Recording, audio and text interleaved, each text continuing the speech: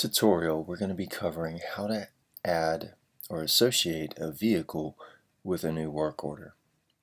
Every work order must have a few things associated with it.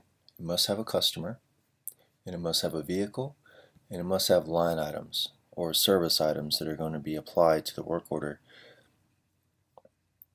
The vehicle panel always lets you know through an alert message here on new work orders that if you have not already associated a vehicle with the work order, it lets you know so with this message. To associate a vehicle to a work order, you click the Edit Vehicle button. This brings up a modal with a few options to enter a vehicle's information. If this is a new vehicle that you have not serviced already, you'd want to go ahead and enter in the information here as accurately as possible, because these details are going to be stored in your records in case this vehicle comes back in for reservicing. There's also a field here for selecting existing vehicles that you've already worked on that already exist in the software for your records.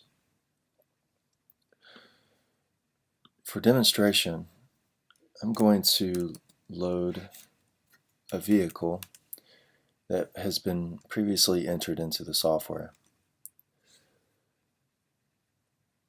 Using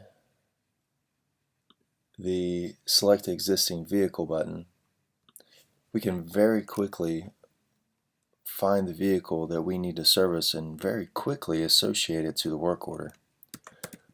I know that this is a Ford Focus, and I know that the VIN number for this particular vehicle ends in 226. So I can start typing, and as soon as I start typing, I'm presented with a few options,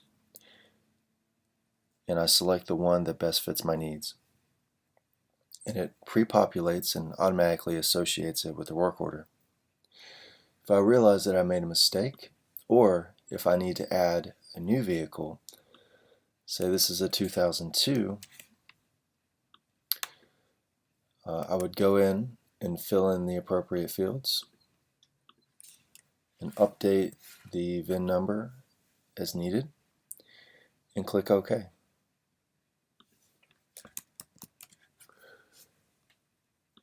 So you have two options. You can add a new vehicle by filling in these fields, or you can look for existing vehicles by using this Type Add field. It's very important to enter the VIN number when possible, and all of these details when possible.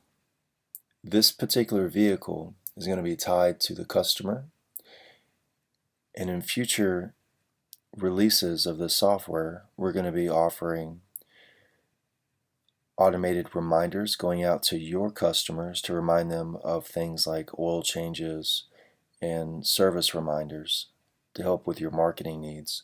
So the more accurate you make this information, the more useful this software is going to be to you in the future.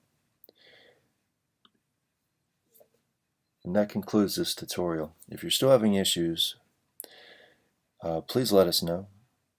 Without you letting us know, we have no way of fixing the problem or helping you get on the right track. Thank you.